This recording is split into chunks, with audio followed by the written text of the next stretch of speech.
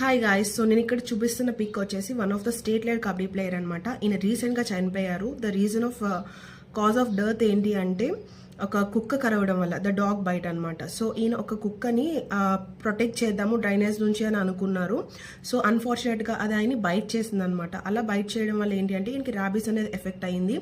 యాక్చువల్గా ఈయన చేసిన పెద్ద మిస్టేక్ ఏంటి అంటే ర్యాబీస్ యాంటీ వ్యాక్సినేషన్ అని మనకి ప్రొవైడ్ చేస్తారు. యాక్చువల్గా గవర్నమెంట్ హాస్పిటల్స్లో కూడా ప్రొవైడ్ చేస్తారు ఇవి ఎక్కువ at the free of cost. So ఈయన అదైతే తీసుకోలేదు, తీసుకోకుండా లైట్ తీసుకున్నారేమో నాకు తెలిసి. సో ఈయనకి అయితే ర్యాబీస్ అనేది ఎఫెక్ట్ అయింది. సో ఈయన హెల్త్ స్లోగా డిటోరియేట్ అయ్యింది. అలానే ఈయన చనిపోయారు రీసెంట్గా. న్యూరలాజికల్గా కంప్లీట్గా కొలాప్స్ చేసేస్తుంది ఈ ర్యాబీస్ ఏదైతే ఉందో. అలానే వాటర్ ఫోబియా అనేది కూడా ఎఫెక్ట్ అవుతుంది మనిషికి. స్లోగా మనిషి హెల్త్ అంతా ఇలా డిటోరియేట్ అయిపోయి ఆ మనిషి అనేది చనిపోతారు. సో ఎవరైతే కుక్కలు ఉన్నాయి, పెట్ డాగ్స్ ఉన్నాయి, స్ట్రీట్ డాగ్స్తో కేర్ఫుల్గా ఉండండి.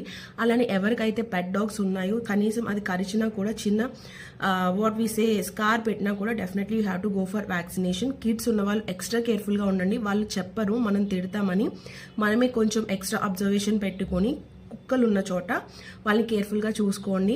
సో ఈ వీడియో వీలైనంత మందికి షేర్ చేయండి. ఈ అవేర్నెస్ అనేది వస్తుంది. రీసెంట్ టైమ్స్లో ర్యాబీస్ వల్ల కూడా డెత్స్ అనేవి పెరుగుతున్నాయి డ్యూ టు నెగ్లిజెన్స్.